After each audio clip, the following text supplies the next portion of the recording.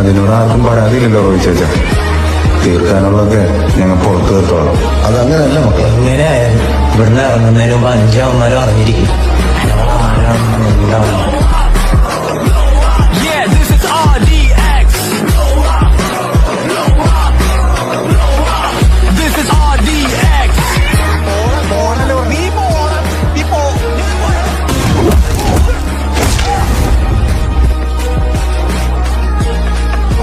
അല്ലേ തലയിൽ ആണിയോ?